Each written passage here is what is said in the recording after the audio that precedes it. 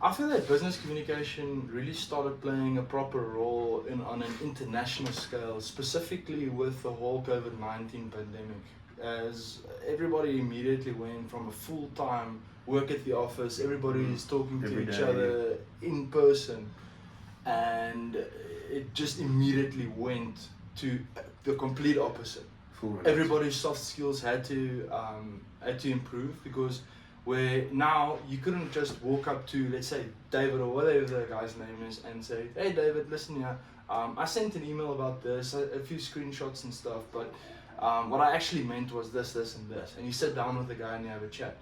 Whereas in COVID-19, you had to be clear and concise. You had to say, no, this is what I want here, here, and here.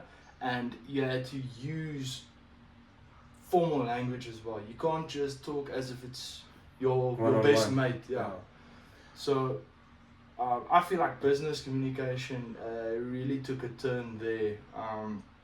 It really changed a lot, and also all the tools that we have nowadays. Yeah, as you would expect, because speaking on the tools point that you made, you've got Teams, Zoom, Google Meet. But not even the tools. Though. Let's talk about the written communication. Not even like over. Chat emails, SMSs. People use WhatsApp Business at the moment. That's a big thing. But the tools like AI tools, chatbots, any automated process or any artificial intelligence that can help you generate any business process. Because, for instance, if you had to work on a project plan and you needed let's say, just a wireframe. Yes. You get that chatbot to generate it for you in seconds. Yeah, you basically say, make me a wireframe for this type of business model. Then you've got it, because the AI just gives it to you. Yeah, and you take some of your business knowledge, apply it in the applicable places in the document, and personalize it, you would say. Yeah, personalize it, because there is some business intelligence that you might have specific to your company or your industry that the artificial intelligence might not bring up. And obviously the intellectual property sometimes comes into question when using AI, but still the tools are just amazing. And like you said, back to the chat rooms and stuff, you're at uni, what do you guys use? You use the they use their own independent one.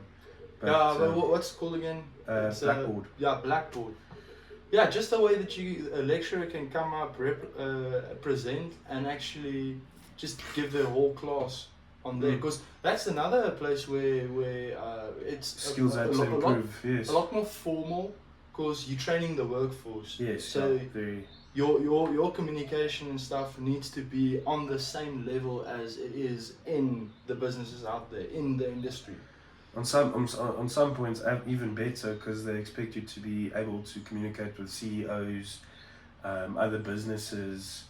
So obviously not right off the cuff as soon as you come into the business, but obviously you'd have to be able to. At the university, I'm talking about they try and sharpen it up to that level already. Trying to enable you. Yes, yeah. So if you're maybe put into the situation straight out the gate, then it's not like oh damn, I'm being caught in my back on the back foot. It's okay, I've done this before, work off what I've got, and then keep moving forward. So they really do try and prepare you communication wise. They want you. Everyone does a course on writing, literacy. Just all the basic stuff, how to write an email properly, how to do all the first year stuff. Yes, basically, how to reference properly when you do a document, how to CC properly, how to do all these things.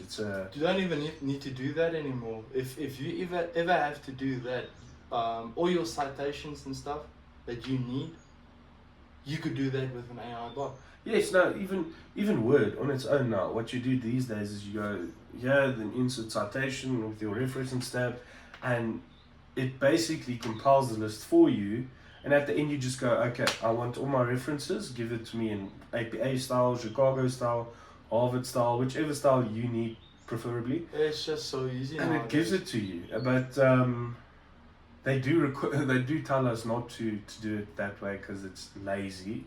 Obviously. But yeah. I understand why they do it, because they want you to understand why it's done in a certain way, and they want you to understand the fundamental parts of communication in a formal setting. Obviously, the way that you learn to do it in the first place is to practice. Yes. And once you know how, then obviously I feel that go for it. If you want to use a tool after that, just keep that skill sharp, because that's the one problem though with all these tools. You can get lazy. Yes. There's a lot of skills that you go through painstaking hours to develop, and then as soon as something easier comes along, the tool helps, and you overutilize it. Yes. You start losing that skills and maybe even some know-how. As in, like some of the stuff that you wouldn't even think about, the business intelligence front, you lose it. Yes, it's like a muscle memory type thing. Yes, muscle memory does stay with you, but only to a certain extent. If you, let's put it into a sports term, why don't we? So if you do practice for, let's say, 2 years, not rigorous, but enough to understand the basics of, let's say, tennis, you'll be able to serve, you'll be able to return a serve, you'll be able to have a nice rally, just the basics of tennis. But of a backswing, no, what's it? Backspin, a volley, or a backhand, or backhand. That's the one I'm thinking of. But let's say after the 2 years, you just stop playing fully, and 10 years later you try and pick it up again. You're gonna be rusty. You're gonna remember how to do everything, but it's not going to be that reminder needs to jog it again. It's going to have to be more of a, like a generator. You're going to have to start everything again to be able to run it again. Yes. But let's say you're a professional and you've been training since you were 4 years old, and you've done this every day for the last 10 years, and now you're competing. Even for a professional, what you don't use, you lose. No, but it stays with them longer. Yeah, it stays longer, obviously. So, but still, if you don't use it, you lose it. Yes, that's a principle that is fact of life. If you don't properly use what you have utilized to you, then it's gonna be lost somewhere along the road. And with the modern business communications, right? Not focusing on the business writing as much. Under the tools and stuff, just basically how would you say has it changed where you, let's say, do video conferencing with someone in another country versus 20 years ago, when you had to fly to that country to go and have an interview with that person, or to make a sales pitch, or just to speak with them, even if, let's say, you're a multinational company. Let's say it's someone that just works in the same discipline as you. You need to communicate with that guy. Now, years ago, you might have done some emails and stuff, but how do you think has it changed with the modern, that whole dynamic? How do you think that it's changed? Well, as with everything in the modern world, it's the speed of communication has increased tremendously. Actually, exponentially, forget tremendously. Over the years, the speed of communication has gone from slow to a bit faster to suddenly a hell of a lot faster. Instantly, basically. And that's within the span of a year, maybe. And as you said, that the turning point was COVID. Yeah, I wouldn't say a year, because obviously you didn't have video conferencing till, let's say, in the 2000s roundabout. I can't specifically remember. But you still did have a telephone, so you could phone the guy. No, but I'd say the use of these electrical and online communication only styles only normalized during the COVID era. Because yes, people did use phones to communicate, and people did use emails to communicate, and all those things, send documents over. But it wasn't a part of the whole business process. It was a part of the business process, but it wasn't the main source of communication. In the modern day, if you want something done, you don't send papers to another person. You don't print a document and give it to someone. You send the document over, and in the document you state what you need. You state, this is the problem, this is the solution, this is the problem, please find a solution.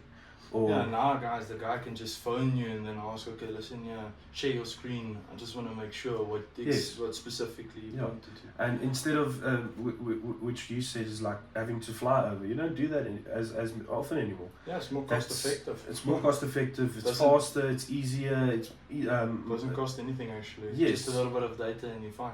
And maybe a license for whatever platform you use. Obviously, yeah. But you get the free platforms like Zoom. Yeah, that's a maybe if you use something like Teams. Then you have to pay, but still, that's much cheaper than actually having to travel to where the person is that you need to see. Alright.